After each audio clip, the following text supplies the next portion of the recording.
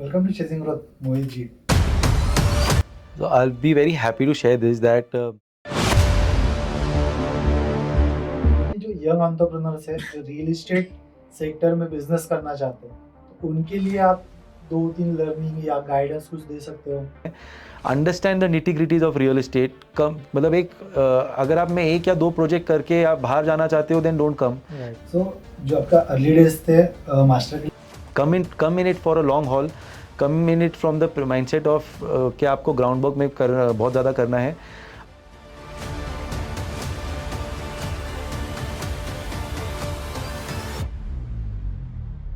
Welcome to chasing growth Mohit ji. Thank you so much for having me Mahesh. Yes, so आपके लिए growth, आपके पूरे life में ग्रोथ क्या इम्पोर्टेंट करती है, या ग्रोथ वर्ड सुनते ही आपको क्या याद आता है, क्या अट्रैक्ट करता है? See growth is I feel is a constant process. वो एक बार ग्रोथ नहीं होती है, it's a constant process. So you know I have a motto in life which says keep going keep growing. So you know as you keep moving ahead in your life तो क्या होता है कि हम कोई जगह पे स्टैग्नेट नहीं रह सकते. अगर हम स्टैग्नेट रह जाएंगे तो विल बी लेफ्ट बिहाइंड, उधर हम लोग फिनिश हो जाएंगे. So the whole idea is that you have to constantly keep doing something और the other, constantly you know strengthening yourself, making yourself more capable of doing better things.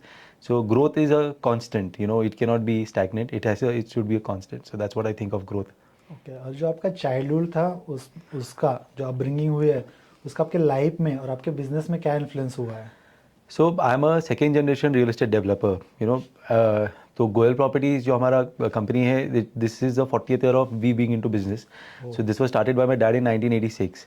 So right from my childhood, like you know, हमारा जो breakfast table dinner table का talks होता था, it is all revolve around real estate. तो जब से थोड़ा भी समझने लगा है, जैसे नो देखो, initial formative years up to 10th 11th तो you don't understand much, but as you start you know growing in पढ़ाई में जब आगे बढ़ते हो तो जब तो ये सब जो बातें हो रही है टेबल पे उसका मीनिंग समझ में आता था. So always for me I was quite intrigued in to getting to real estate. So it is so me coming in to real estate development is by choice and it is not by that क्या हमारा family business था इसलिए मुझको करना ही था. And in the initial years only, so I did my engineering for MIT Pune. तो जब मैं MIT में पढ़ता था और जब हमारे नए प्रोजेक्ट्स के जब डिज़ाइन चलते थे, सो design planning aspect of the project has always been very fascinating for me. So I get really, that is the best, like that is my core strength also, I can say.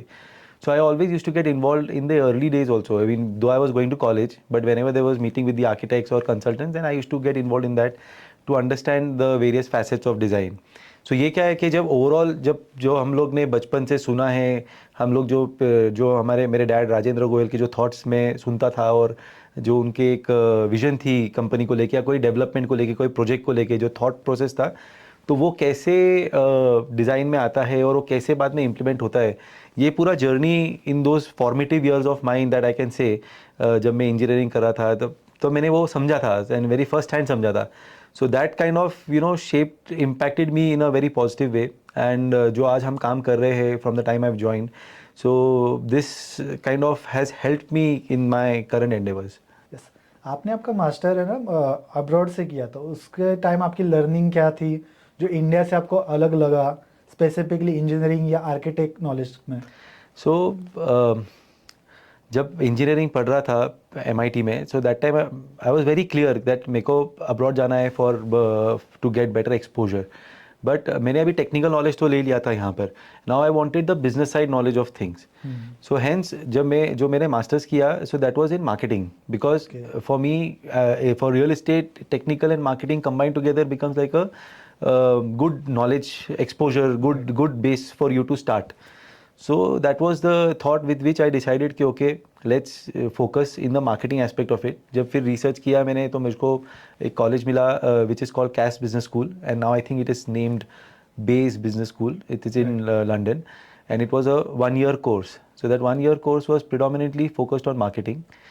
And जब यहाँ पर गया, so first time life में घर के बाहर रहा, अकेला रहा, तो ये जो एक्सपीरियंस था या ये जो एक्सपोजर था, ये इसने मुझे बहुत सारी चीज़ें सिखाई. सो फर्स्टली एक चीज़ जो मुझको प्रोमिनेंटली मैं बोल सकता हूँ कि you are accountable for your own things, like you know, Right. क्योंकि मैं वहीं पे था, जो मैंने डिसीजन लिए है कोई चीज़ करने का या कुछ भी वहाँ पे जो डिसीजन था, I had to own up to it. Right. तो एक अकाउंटेबिलिटी मुझको उधर सिखाया, मुझको इंडिपेंडेंस सिखाया. So like you know how to think what is the right way of doing things, what is not the right way of doing things. Not everything that I did must be right, but what not to do also kind of is important for you to know, right? तो वो मुझको ध्यान में आया. एक जो exposure, world exposure मिला, क्योंकि जब हमारा जो क्लास था वहाँ पे we were about 40 students and they all came from different parts of Europe in fact. तो मल्टीपल जब डेमोग्राफी के लोग थे, मल्टीपल कल्चर के लोग थे. And unlike what I studied in engineering, this was a total flip for me because this was purely business side, marketing side. तो यहाँ पे ग्रुप असाइनमेंट्स होते थे, यहाँ पर वन ऑन वन स्टडी कम रहती थी, but it was more of group assignments, जहाँ पे हम लोग 5 लोग का ग्रुप है या 3 लोग का ग्रुप है, एंड उस ग्रुप में हम लोग हम आइडिएशन करते थे, एंड देन उसका ग्रुप प्रोजेक्ट बन के we used to submit it to in front of the class. So ये जो कोलैबोरेटिव अप्रोच था वहाँ पर, so that's something, how to collaborate, how to accept other people's thought, and how to put forward your thought also in a constructive way so that it gets accepted by people. So ये बहुत एक important aspect है जो मुझको लगता है एक business में भी बोलो या एक इंडिविजुअल के लाइफ में, सिर्फ हम हमारे थॉट्स के ऊपर ही मैं सही हूँ हमेशा ऐसा नहीं हो सकता है. You have to be open to accepting other people's thought and understanding कि किस तरीके से देयर एंटायर, उनका बोलने का मतलब क्या है, और वो क्या अंडरलाइंग पॉइंट ऑफ व्यू क्या है. सो ये समझ उधर से आई बहुत अच्छी तरह से, कोलैबोरेट करके कैसे काम करें. एक और था कि अलग अलग कल्चर से आते हैं हम, अपन like I come from a Marwari family, Haryanvi family, Agrawal family. So एक अपना एक थॉट प्रोसेस है सोचने का. Similarly different people coming from different cultural sectors have different way of approach to the things.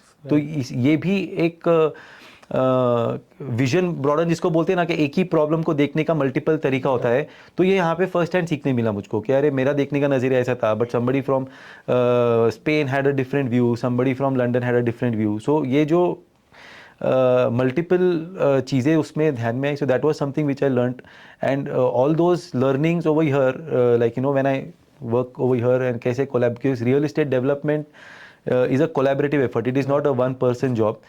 मतलब इसके length and breadth में there are lot of people who are involved, from design stage multiple consultants होते हैं, from execution के लिए multiple contractors होते हैं, उनके नीचे multiple laborers होते हैं. So there is a chain of people who are working to make a real estate development happen. So this experience kind of prepared me for what I was going to get into. Sorted. So जो आपका early days थे master के लिए colleges London में, right? Correct. सो जो आपके early days थे London में, तब आपकी जो डिसीजन मेकिंग आप वहाँ पे ज़्यादा सीखे हो, जैसे Correct. आपने बताया, और डिफरेंट पॉइंट ऑफ व्यू क्या कैसे कंसिडर करना है.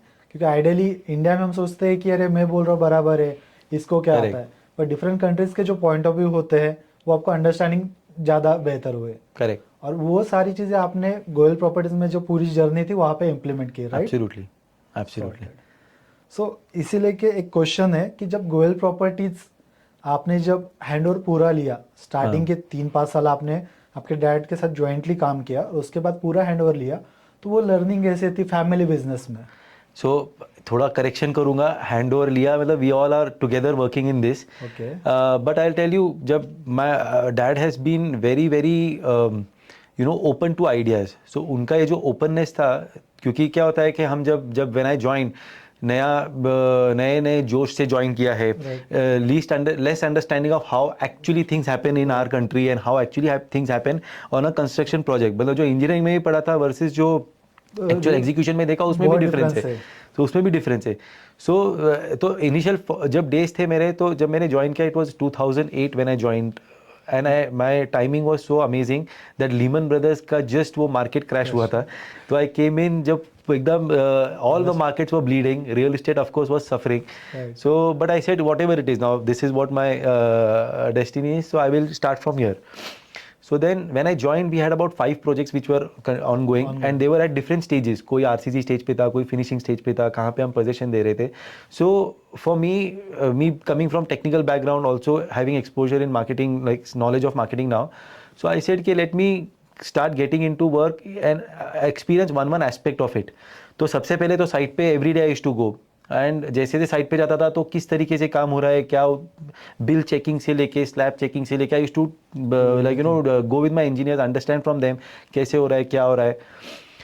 As and when when the project started getting completed and we started handing over possession of apartments, तो जब कभी कस्टमर का कॉल आता था for any issue in the apartment, so that was the time I used to accompany my engineer and understand कि वो problem क्यों आ रहा है, एंड ऑल्सो ये प्रॉब्लम को हम डिज़ाइन में कैसे इरेडिकेट कर सकते हैं bye better design.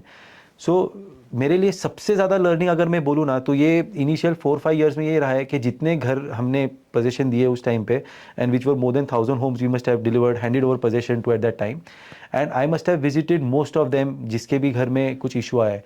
So there were couple of learnings I would say that I got from that. One, that these issues that are there, so how we can improve our construction technique and better it, so that ये problem next project में नहीं आया, next building हम जो कर रहे हैं उसमें नहीं आया, next floor का जिधर काम हो रहा है ये वहाँ पर नहीं आया. So that was one. And second very important learning that I got was how the space is being utilized by the people.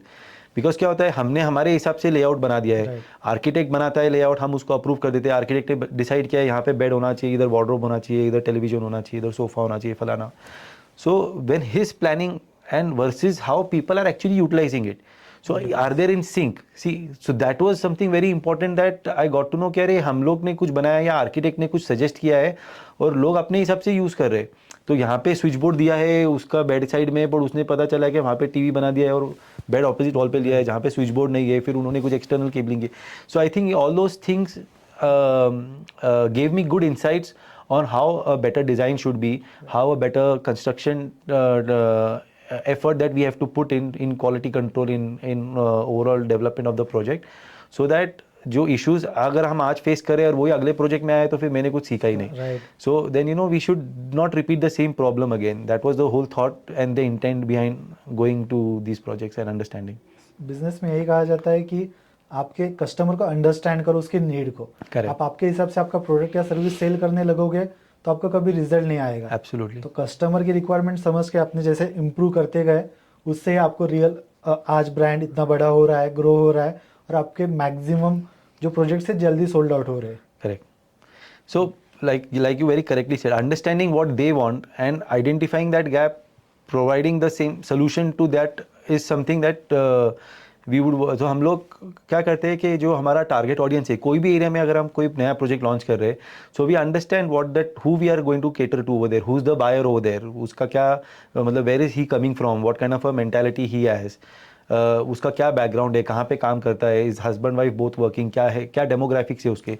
तो वो सब स्टडी करके ही वो प्रोडक्ट का डिज़ाइन किया जाता है. So today nowadays from how things were 17-18 years back when I joined for Goyal properties and how we are approaching a new project today, उसमें ड्रास्टिक शिफ्ट हो गया है.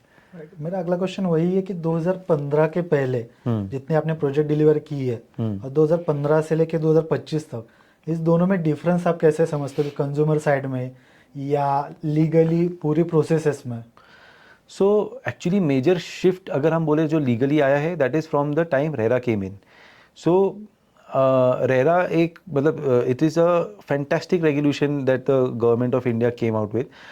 इससे क्या होता है कि ट्रांसपेरेंसी, एक accountability on the developer side and on the customer side from both stakeholders has been clearly defined, और उसका एक ट्रांसपेरेंसी है, एक मैकेनिज्म उन्होंने सेट किया है कि जहाँ पे किस तरीके से क्या इन्फॉर्मेशन डिस्क्लोज होनी चाहिए.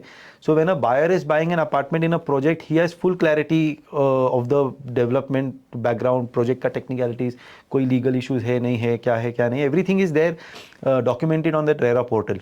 And also from the developer's angle, that he is making use of his capital in a very right manner, right and judiciously I would say, so that क्या होता है कि ये प्रोजेक्ट का पैसा लिया दूसरे प्रोजेक्ट में इन्वेस्ट किया, अगर that is the model that a developer has worked with, then in the long term वो कभी तकलीफ हो जाती है, बिकॉज ये साइकिल में कोई एक प्रोजेक्ट अटक जाता है, then everything collapses. So RERA kind of mandated that 70% of the amount that is to be utilized has to be utilized for the project, 30% is free cash flow that you can utilize for various other aspects of the same project and of the organization. So जब ये रेरा आया, so that has been the biggest shift, one of them. Second biggest change आया post Covid, right that जब लोगों का एक overall requirement of space and requirement of amenities, features in the project, that kind of shifted, changed drastically. So 2015 से, I mean I would say कि 2015 तक it was pretty much similar, like you know 2008-10 तक I would say कि they would wanted good apartments, less features भी रहे तो चलता था. जब 10 से 2010 to 2020 जो एक फेज देखा जहाँ पे people were fascinated with amenities कि हमको ये भी एमिनिटी चाहिए, वो भी एमिनिटी चाहिए. कितना यूज़ करेंगे वो प्रोजेक्ट में I wouldn't know, but for the sales point of view it was very important that we have a laundry list of amenities कि यहाँ पे 25 एमिनिटी दिखाए हमने या 20 एमिनिटी दिखाए. कितने प्रोजेक्ट में वो यूज़ कर पाएंगे एफिशिएंटली वो कस्टमर का इस पर डिपेंड करता है. Now after 2020 post covid there has been another shift. People now want larger homes. People now want facilities which they can use for work from home. Right. Because that was the mandate for the last 5 years that we've seen post COVID. And they wanted more wellness centric features. They wanted more openness in the project. So that was another change that came in from the customer's perspective. One more shift that happened was the implementation of unified DC rules. So unified DC rules में क्या हुआ कि एक ही plot है, अगर suppose if a project land that I had 1 lakh square feet, तो problem में उस पर पहले 2 लाख फुट का ही काम कर सकता था बिफोर यूनिफाइड डीसी रूल्स केम इन 2020. अभी यूनिफाइड डीसी रूल्स आने के बाद में क्या हुआ, वो 1 लाख फुट के प्लॉट पे I can construct up to 5 lakh square feet. So that entire shift has again happened. So अगर आप पहले का पुणे देखोगे जहाँ पे 2018-19 तक जो डेवलपमेंट हुई है वहाँ पे 15-18 floors were the maximum height of building that you would see, and now that has gone up drastically to up to 33 floors also. So पहले ऐसा बोलते थे कि एक around 2015 floors were the mandate norm, like a general norm के जो 15 माले की building बन रही है. अभी that has gone up to 25 floors. So अभी कोई भी डेवलपमेंट आप देखोगे आपको 22 से 25 माले के नीचे की कोई बिल्डिंग दिखेगी ही नहीं. सो ये क्या हुआ है कि there are the unified rules, RERA, Covid, the requirement that has change. So ये सारा चीज़ें has drastically changed the way real estate is today as to what it was 15 years 17 years back.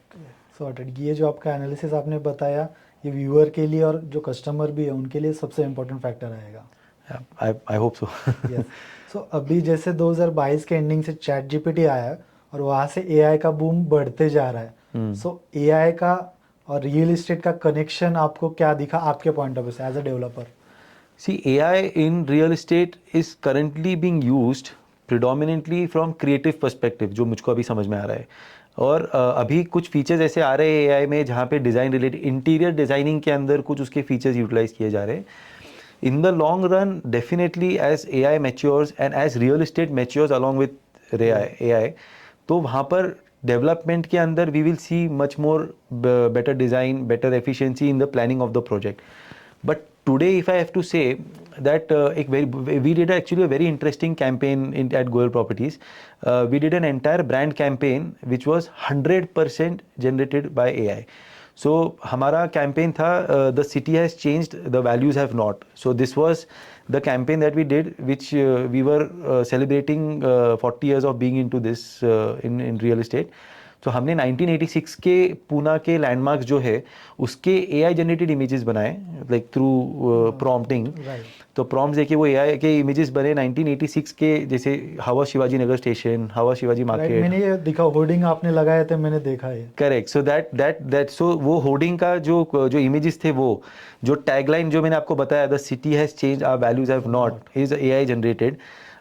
We actually created an entire jingle, a proper song. It's a 2-minute song. It is on all these streaming platforms now. It is called The City Has Changed. तो ये song का lyrics AI ने लिखा है, ये song का music AI ने दिया है, और ये सॉन्ग सिंग AI के थ्रू हुआ है. So there has been zero human intervention in the entire production process other than the prompt that has been given.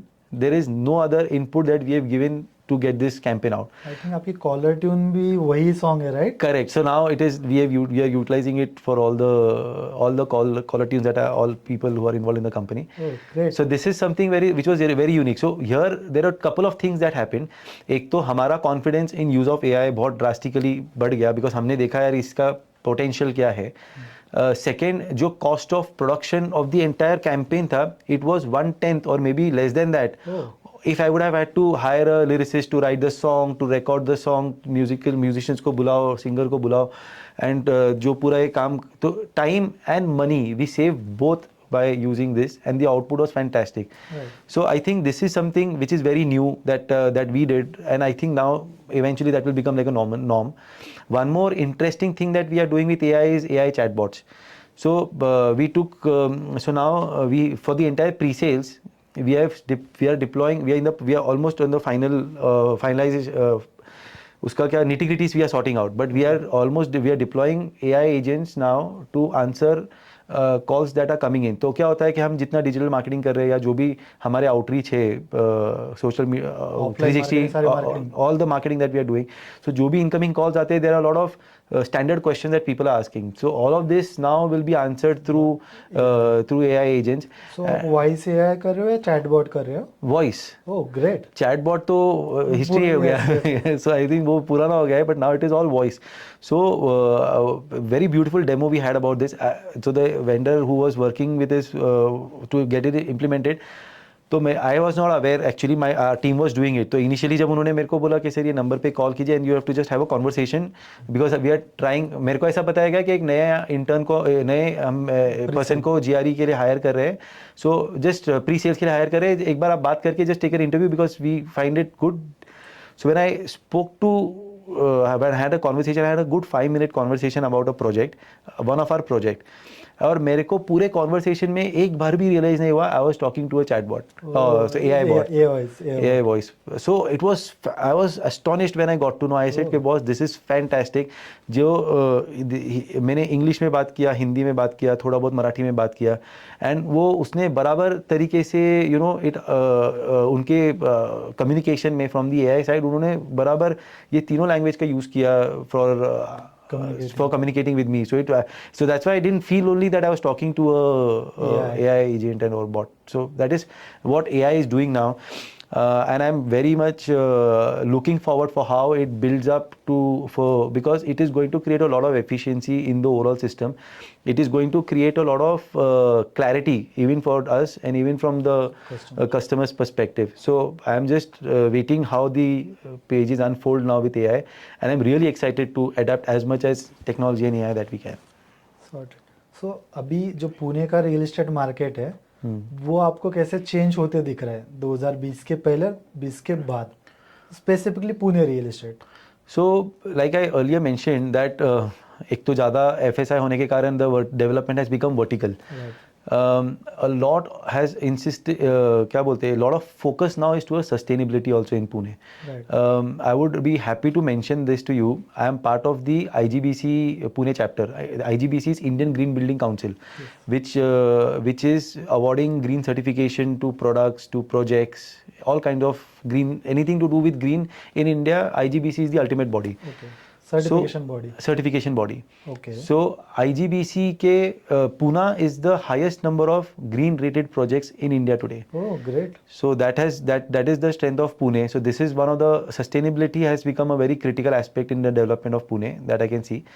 Pune consistently for the last 5 years in India has had the highest number of yearly sales of units.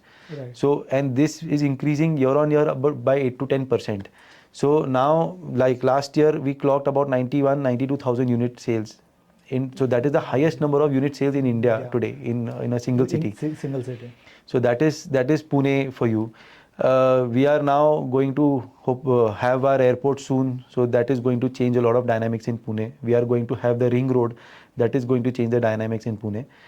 Overall, the kind of requirement from the customer, like I said, that initially that we touched upon lightly, that they want larger homes, they want more features which are related to wellness, they are now focused on health. So all of these, पहले जो gym होता था, correct, but अभी वो gym जैसा बन रहा है, which people are actually utilizing. There is a lot of wellness related features that are being provided in the projects like yoga area, Zumba, meditation area. So there are a lot of these wellness pods that people are now developing in landscapes that we are also focusing on to in whatever is required in the project. So we are providing those kind of amenities. Work from home के लिए there is a separate, so we are actually creating co-working spaces within the projects. Oh, great. So that I think we were one of the first in Pune where we were designing this project, My Home Kivle, which we launched in 2021. Oh. And then just COVID का time चल रहा 2021 में आपने 2021 में हमने किया। launch Oh. किया था, and there we were first time we provided co-working spaces and a conference room within the project, because we understood कि जैसे COVID hit हुआ, सब work from home हुआ, so I said this is going to be a new normal now. So we kind of adapted to it and people really appreciated it. Another important feature that I feel now people are wanting in the project is some guest bedrooms, because क्या होता है कि सबके घर पे लोग आते हैं and आसपास में रहने की कोई facility होती नहीं है. Hotels not necessarily are in the immediate proximity. So in every project we try and give at least couple of guest bedrooms जो utilize कर सकते हैं society के जो inhabitants है, so that becomes like उनके जो भी guest आ रहे हैं, near dear ones आ रहे हैं, so they can be staying together. So these are the two main things I would say, and all the related sustainability related जो भी environmental features होते हैं, all of that is a big yes from customers nowadays. So आपने जो green features के बारे में different market का कहा, तो ग्रीन फीचर्स आप एज अ गोयल प्रॉपर्टीज आपके प्रोजेक्ट में कैसे यूटिलाइज कर रहे हो? So I'll be very happy to share this that we have taken at Goel Properties, we have taken a green pledge. So what does this green pledge mean? That every project that we are going to do is going to be a green building, irrespective whether of the size of the project, but it is going to be a green building. Great. And again, in this current, we have about 6 ongoing projects, out of which we have 3 projects which are platinum certified and another 3 projects which are gold certified. One more step further, out of these 3 platinum certified, pre-certified projects, 2 of them we've just got which has got completed, and post completion we've got platinum rating. So I'll just tell you, platinum is the highest level of green building a residential project certification one can get. And for 2 of our projects, which is My Home at Kivle and My Home at Punavle, at both of these projects we got this award, this certification. And at the recent Indian Green Building Council, it's Congress, it's a huge Congress that happens from all over India. All the chapters of IGBC are present, and there are about 8-10,000 people who are visiting this conference. We got awarded as Green Champions. Oh. So this effort of ours, we want to build green development all through in all our developments, in all the projects that we are doing. So our focus is towards green, and we say one brick at a time. So what we are doing as green features in the project, one is providing sewage treatment plants. So sewage treatment plant क्या होता है कि जहाँ पे जो भी सब grey water आपके टॉयलेट से किचन से आता है वो वहाँ पर आता है, वो प्रोसेस होता है, and that processed water is then again pumped into your overhead tank and it is utilized for flushing. Oh. So इसमें आपका बहुत सारा वाटर सेविंग होता है, and then part of the water is also utilized for gardening purpose. So there are Maharashtra pollution control board जो इसका governing body है, तो उनके एक स्टैंडर्ड पैरामीटर सेट किए हैं कि जो आपका वाटर आउटपुट होता है वो किस स्टैंडर्ड का होना चाहिए, and we have to maintain that STP and operation उसके उस तरीके से ताकि वो स्टैंडर्ड का वाटर मेंटेन रहे and then utilise for flushing and gardening. Second thing that we are doing is providing organic waste converters. तो इसमें क्या होता है, जितना आपका किचन का वेट एंड ड्राई वेस्ट होता है तो वो आकर यहाँ पे प्रोसेस होता है, उससे मैन्योर बनता है, and that manure is utilized for gardening purpose again, and then or else it can be sold in the outside market for this. So that is another second thing. Third thing we are doing is we are providing solar water heating. Every project, in one bathroom of every apartment, rather I would say that in one toilet of every apartment, we provide provision for water which is heated by solar photovoltaic technique.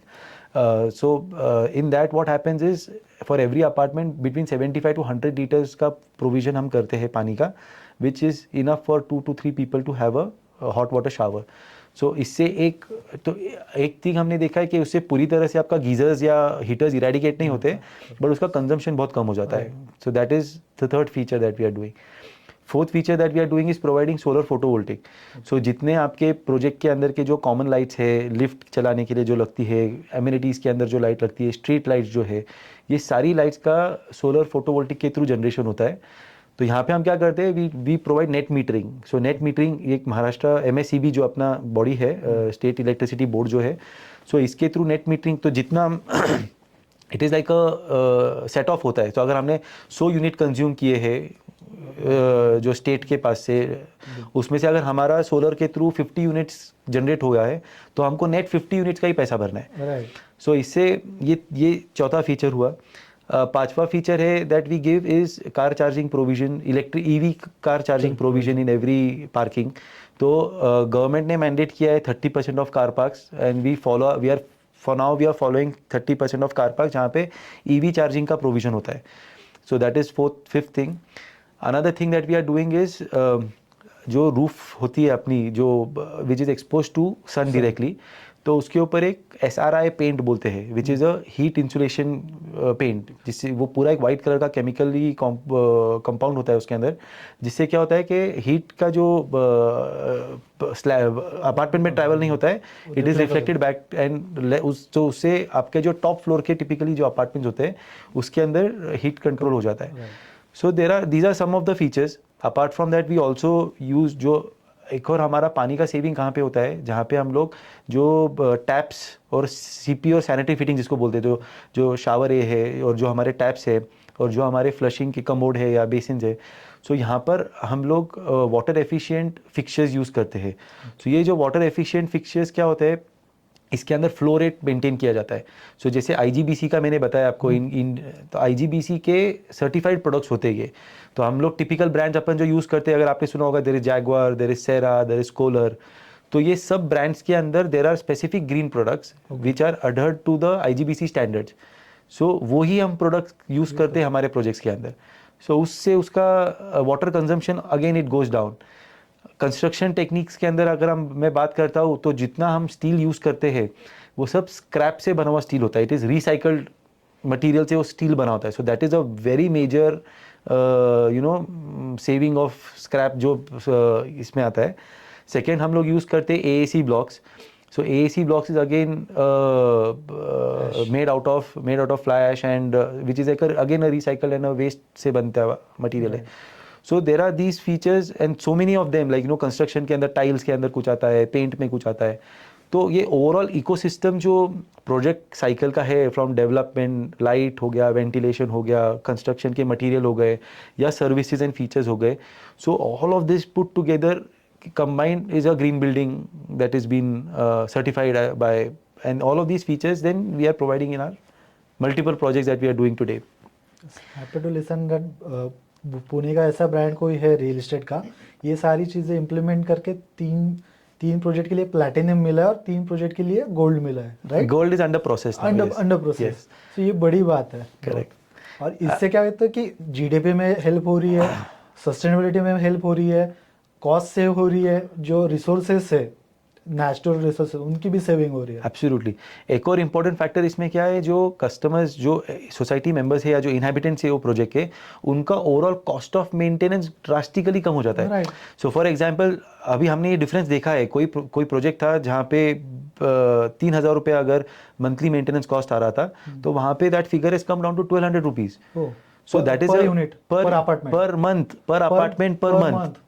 So that is a huge saving that people have seen. So almost 40% पे आ गया है वो. So I would say 40% ही उन्होंने ज़्यादा efficiently काम किया होगा, but I think 50 to 60% saving on maintenance तो easily हो सकता है इसके अंदर. So that is something. क्या होता है कि as a developer ये तो उसका I am not the beneficiary of it. The beneficiary of it is the occupant of the apartments of the project. So but that thought process has to come in, because क्या होता है, it is a cost. It is not that कि वो हमारे इसमें चलते चलते बन रहा है, ऐसा नहीं होता है. We have to take extra effort and extra investments to provide those services and facilities which the beneficiary is the customer. But एक चीज़ का मुझको सिर्फ ये लगता है कि ये sustainability is, awareness about this is increasing, but it is still not up to where it could have been. नहीं, एग्जीक्यूशन की बात नहीं कर रहा हूँ अभी. Execution developers have to evolved, but उसका जो इम्पैक्ट जो कस्टमर को समझ में आता है, they don't understand it while they have book the apartments. उनको एक्चुअली समझ में आता है जब वो रहने आते हैं, तभी उनको पहले समझ में आना जब. हाँ, तो it is about awareness, education, I would से. बट उसका इम्पैक्ट उनको समझेगा तो they will appreciate the developers effort more. In fact one next, like अभी ग्रीन तो हमने कर लिया, प्लैटिनम कर लिया, गोल्ड कर लिया. my target for the immediate future is to go for net zero carbon. Oh, good. So if it is net zero carbon, matlab there we are not consuming any. So that is going to be the pinnacle of development that I would want to see Goel Properties executing in the next future. But yes, like I said, sustainability 2020 में सोचा कि yes we have to be sustainable, and in the last 5 years we are seeing a drastic change in our thought, in our approach towards development. अभी net zero सोचा है, तो in the next 5 years I'm hoping to reach that and achieve that milestone as well. तो जब net zero हो जाएगा तब फिर से एक बार पॉडकास्ट करते हैं और मार्केट समय से 2025 से 2030 का मार्केट कितना चेंज हुआ है. For sure. Yes. For sure. So एक लास्ट क्वेश्चन रहेगा कि जो यंग एंटरप्रेन्योर्स है जो रियल एस्टेट सेक्टर में बिजनेस करना चाहते हैं, तो उनके लिए आप 2-3 लर्निंग या गाइडेंस कुछ दे सकते हो?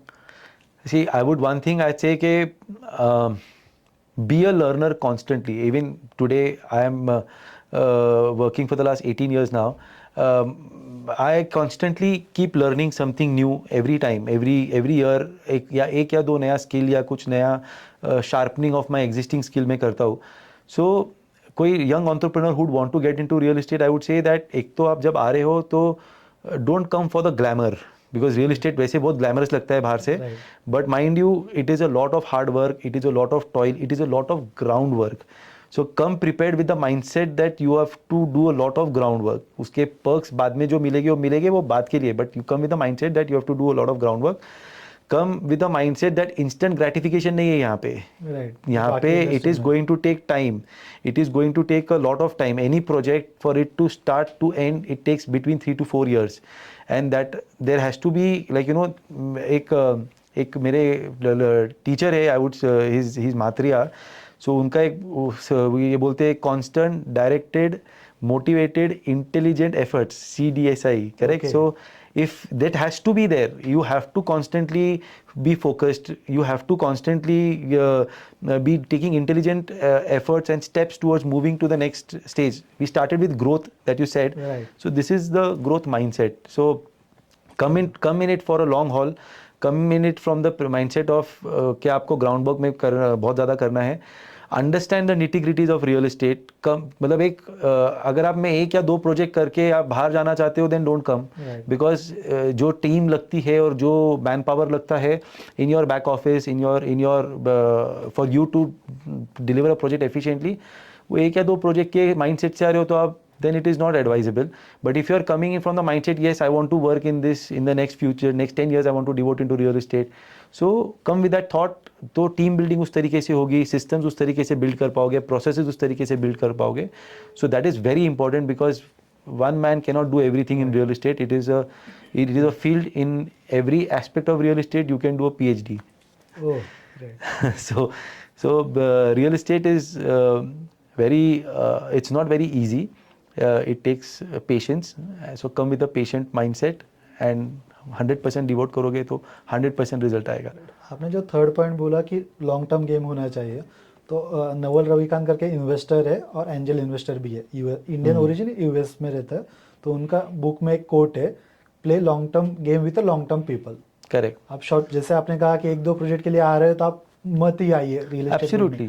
जब लॉन्ग टर्म के लिए आओगे तब आपको उसके फ्रूट्स मिलते जाएंगे उससे. Absolutely. So अगर शॉर्ट टर्म करना है तो there are so many other business opportunities right today, right? You invest in stocks and mutual funds. इतना उधर तो instant gratification है ना. Right. So पैसा देखो क्या इंटेंट है, सिर्फ पैसा बनाना इंटेंट है तो there are multiple avenues. सिर्फ पैसे बनाने के लिए रियल एस्टेट में आना जरूरी नहीं है. You are not guaranteed 100% that you are going to earn money out of real estate. Right. So yeah, that's that. So I would be one thing I would want to add is always come with an open and a learning mindset. मेरे को सब आता है. I cannot still say today after 18 years of being into work, I am always learning and I always keep the mentality of learning. Even today, talking to you and interacting with the team that is behind this, I have gained 1 or 2 insights about other aspects of facets of work. So you have to just be with the open mind. You don't know कौन क्या सिखा के चला जाएगा और कौन सी बात आपके माइंड में स्टिक हो जाएगी. यस. सो इस तरीके से आज का एपिसोड कंप्लीट करते हैं. अगले एपिसोड के लिए मिलेंगे जब नेट जीरो अचीव कर दोगे आप विच इन आई थिंक 5 years में. Yes. Thank you for coming. Thank you for having me. Thank you so much.